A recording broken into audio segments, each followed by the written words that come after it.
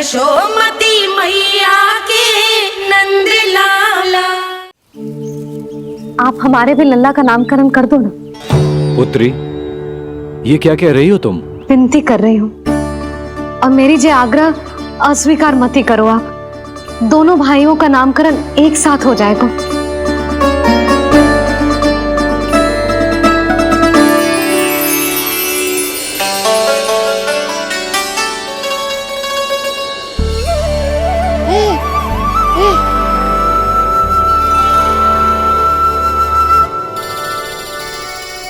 कितने प्यारे और निर्दोष बालक हैं।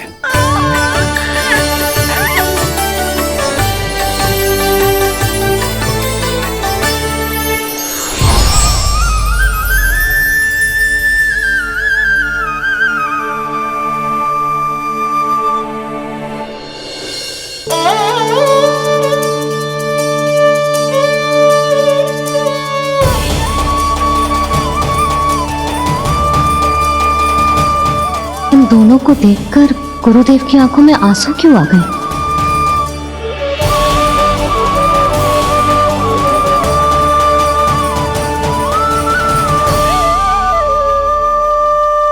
ये क्या कर रहे हैं ऋषिवर?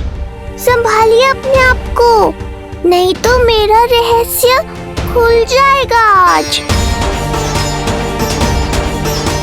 अरे ऋषिवर, हाथ मत जोड़िए। इससे पहले कि गड़बड़ हो जाए, अपनी नमस्कार मुद्रा को आशीर्वाद मुद्रा में बदल दीजिए। बात को समझिए, मैंने ये अवतार मैया और लल्ला के अद्भुत संबंध का अनुभव करने के लिए लिया है, पर आपकी भावुकता के कारण यदि मैया को मेरा सत्य पता चल गया तो ये संबंध ही बदल जाएगा।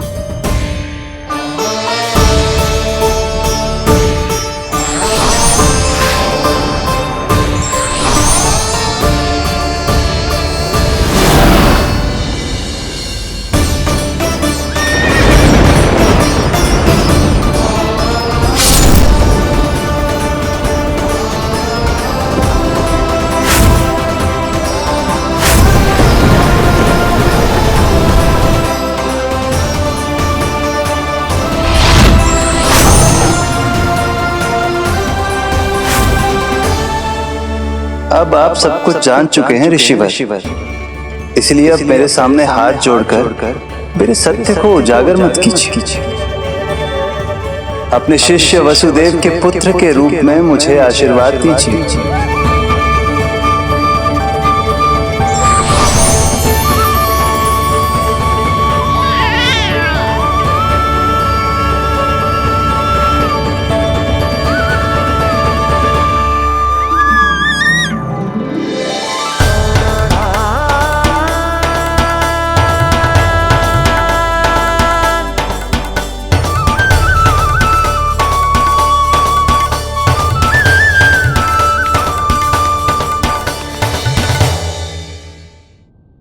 ऋषिवर, आप मौन क्यों हैं? और आपकी आंखों में आंसू? सब कुछ ठीक है ना? अब तो आप हमारे लल्ला का नामकरण करोगे ना? इन दोनों का नामकरण करना मेरा सौभाग्य होगा पुत्री।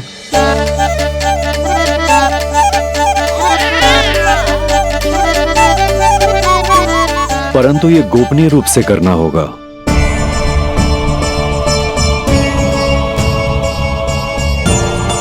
अवश्य ही स्वामी का आग्रह होगा, ताकि कंस की बुरी दृष्टि हमारे पुत्र पर ना पड़े। ये तो बहुत महान ऋषि हैं, इन्हें कंस के अत्याचारों के बारे में अवश्य पता होगा। अपनी संतान का नामकरण संस्कार करना एक मां के लिए उत्सव से कम नहीं होता है, पर यह छुपकर करना होगा। आप दोनों को स्वीकार तो है ना? जैसी आपकी आज्ञा गुरुदेव। स्वीकार है गुरुदेव। तो फिर कहाँ करना है हमें नामकरण का प्रबंध? गुरुदेव, मंदिर सही रहेगा? उससे पवित्र स्थान तो हो ही नहीं सकता है। ऋषिवर, आप तनिक विश्राम कीजिए, हम लोग प्रबंध करते हैं। मैं कुछ समय इन बालकों के साथ व्यतीत करना चाहूंगा। ये तो इनका सौभाग्य होगा। हमें आज्ञा दीजिए।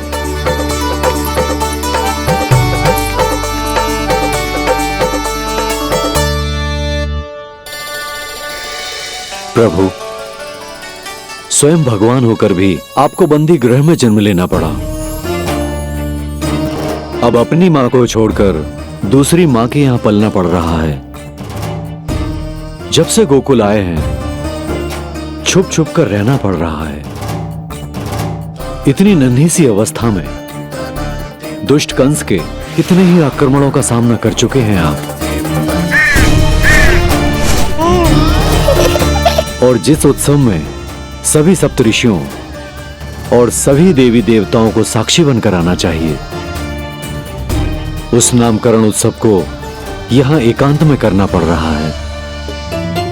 क्यों प्रभु, इतने कष्टों को सहकर ये अवतार क्यों लिया है आपने?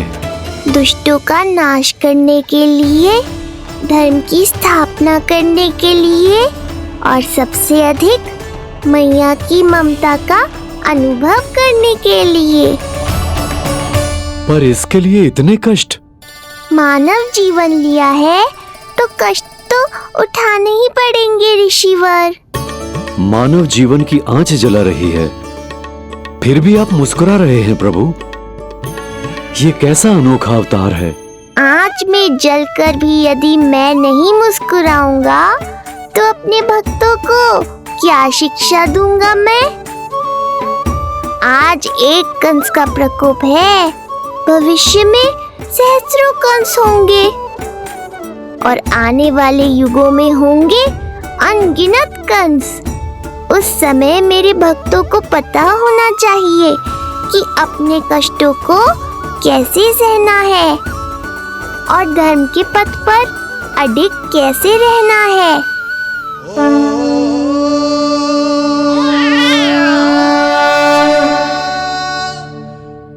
आप धन्य हैं प्रभु। देखा अस्ति, जब सिंह दहाड़ता है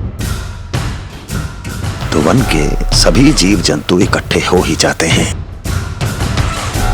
वो सब जो मेरा विश्वास पात्र होने का अधिकार और ये सिंहासन पाना चाहते हैं, सामने आए। बुद्धि के बिना बल अपंग होता है महाराज, और मेरे पास बुद्धि और बल दोनों हैं। आप केवल आदेश दीजिए किसका संहार करना है।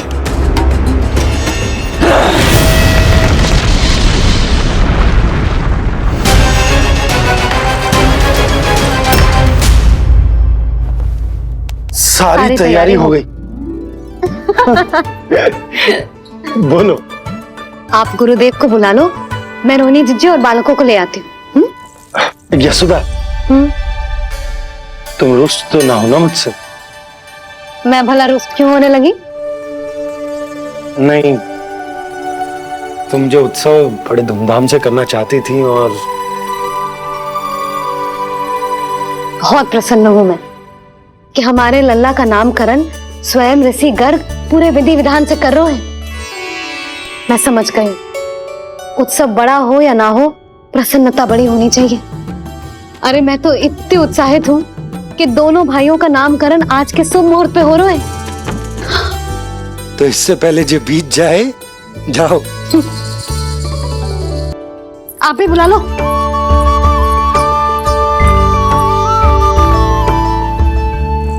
यहाँ सब के सब एक से बढ़कर एक है, तो फिर अपने कार्य के लिए किसका चुनाव सबसे पहले करूं? मेरा सामर्थ्य तो आपने अभी तक देखा ही नहीं महाराज। चुटकी बजाकर शत्रुओं का विनाश कर सकता हूं मैं।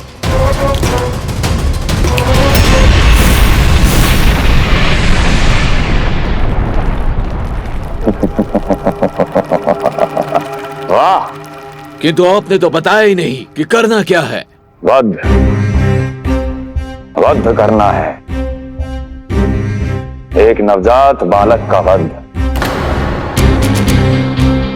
उसे साधारण बालक मत समझना। गोकुल में नंद के घर पल रहा वो बालक विष्णु का अवतार है।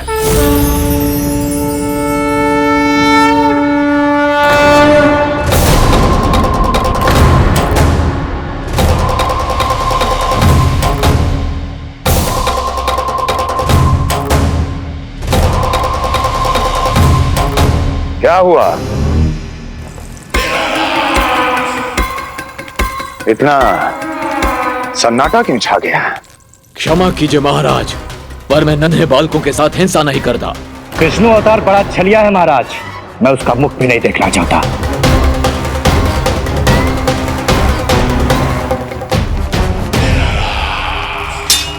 जाने दो इन्हें। वैसे भी इस सिंहासन के लिए मुझे कायरों की कोई आवश्यकता नहीं। जाने दो।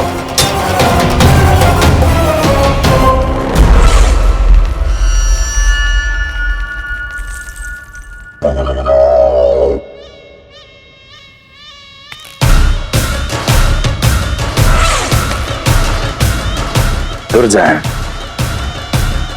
क्या कहा था मैंने कहा था केवल वही आए जिनके हृदय में साहस का ज्वालामुखी धधकता हो, जिनकी तलवारें पर्वतों का सीना चीरने के लिए व्याकुल हो, जिनकी संकल्प शक्ति इतनी दृढ़ हो कि वो मृत्यु से टक्कर ले जाए। वही होगा इस सिंहासन का असली अधिकारी। महाराज,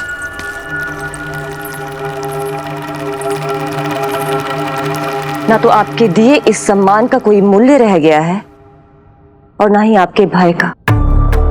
अभी अभी आपने ही कहा था ना कि जब वन में कोई सिंह दहाड़ता है तो उस वन के सभी जीव जंतु एक जगह एकत्रित हो जाते हैं, परंतु उसी वन में जब कोई बब्बर सिंह दहाड़ता है तो वही जीव जंतु भय के मारे इधर उधर भागने लगते हैं। निश्चित ही वो बालक इन सब के लिए बब्बर सिंह बन चुका है।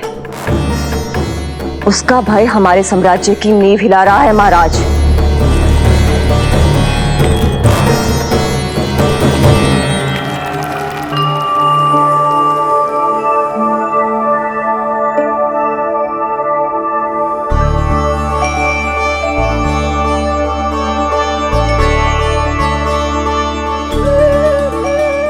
हे नारायण, मेरा मार्गदर्शन कीजिए।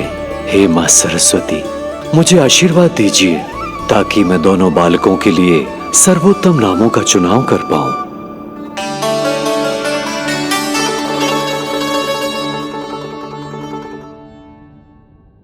आपके पुत्र को बड़े भाई के कर्तव्य का निर्वाह करना है और इस दायित्व को प्रभु श्री राम से अच्छा किसने निभाया है?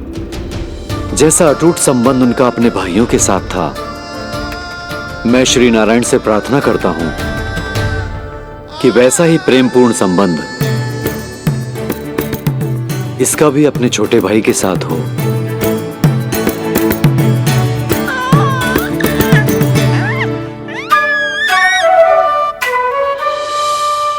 इसीलिए इसका नाम राम हो। इसीलिए इसका नाम राम, इसीलिए इसका नाम राम।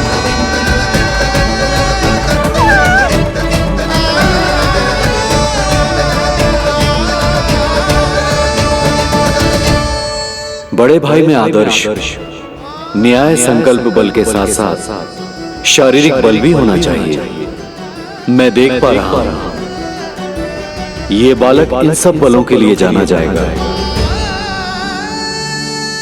इसलिए जो नाम इसके व्यक्तित्व के लिए सबसे उचित है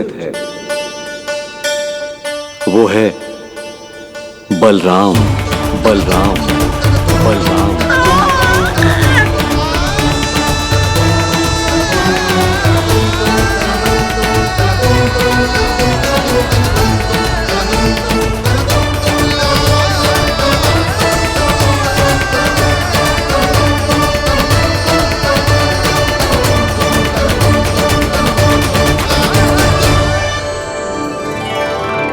बलराम।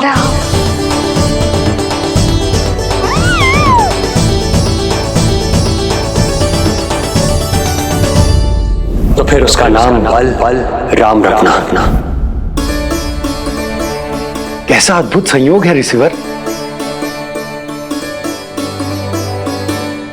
जब इसके जन्म की सूचना देने मैं वसुदेव भैया के पास मथुरा गया था, तब उन्होंने भी यही नाम रखा था, बलराम।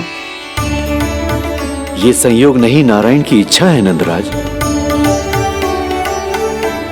बलराम से अधिक उपयुक्त नाम इस बलराम के लिए कुछ और हो ही नहीं सकता है। पर मैं तो दाऊ कहकर ही बुलाऊंगा इन्हें, बलदाऊ।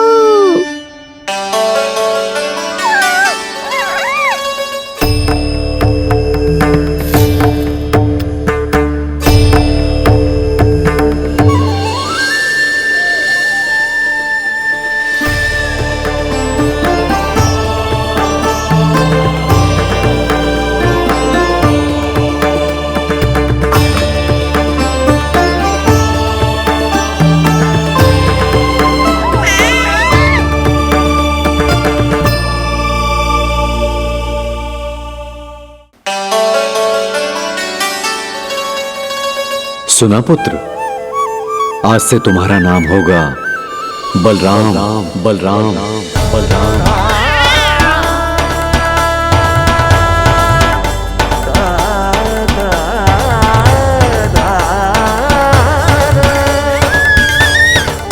गुरुदेव, कितना अद्भुत नाम दिया है आपने इसे। अब मेरे लल्ला को भी ऐसा ही कोई उत्तम सा नाम दे दो।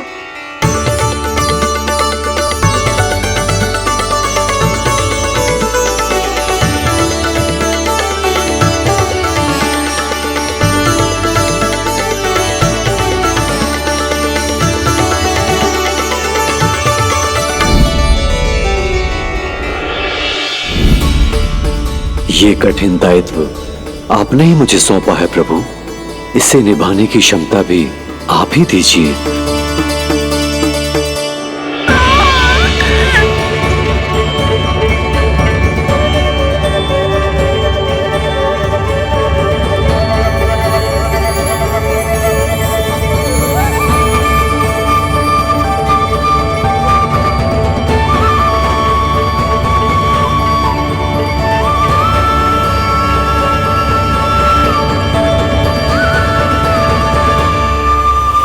कृष्ण कृष्ण कृष्ण कृष्ण कृष्ण कृष्ण कृष्ण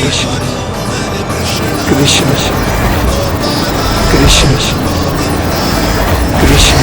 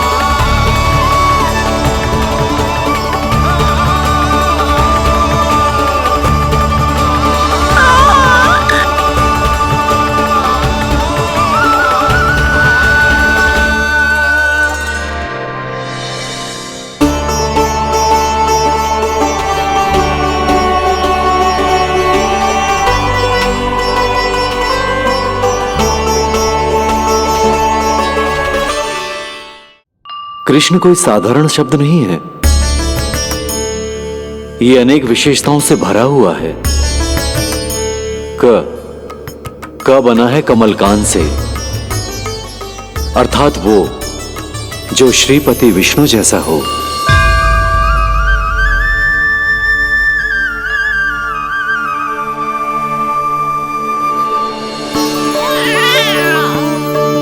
री की उत्पत्ति हुई है श्री राम से, अर्थात वो जो सबके हृदय में बस जाए।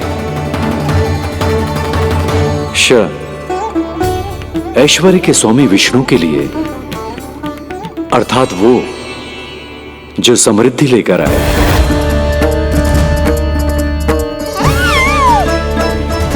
और ना है नरसिंह के लिए, अर्थात वो जो रक्षा करे।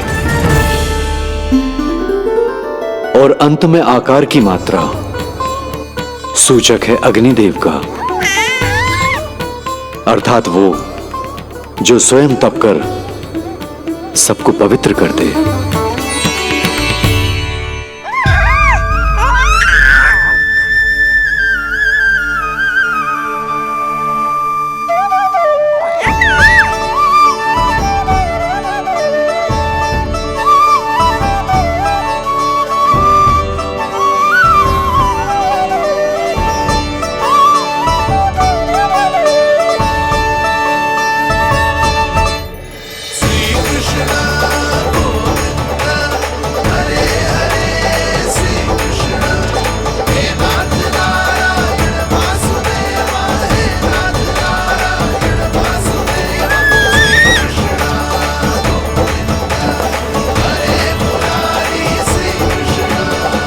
आज से तुम्हें सारा संसार जिस नाम से पहचानेगा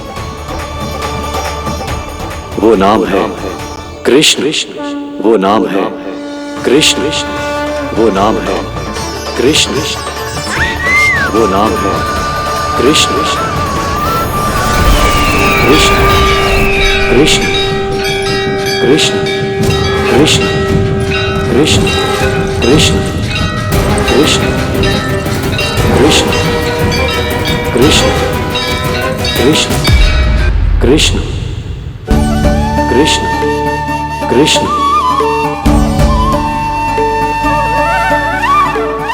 यशोमती मैया के नंद लाला, यशोमती मैया के नंद लाला। असुरी कार्य करने वालों के लिए कृष्ण नाम का अर्थ एक और भी होगा। वो घनी अंधेरी रात जिसमें इसने जन्म लिया, पर इससे जो प्रेम करते हैं उन सभी के लिए कृष्ण नाम का अर्थ होगा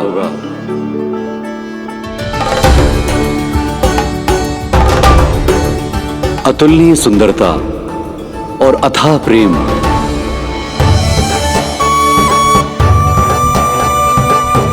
इन दोनों विशेषताओं का साक्षात स्वरूप होगा ये कृष्ण।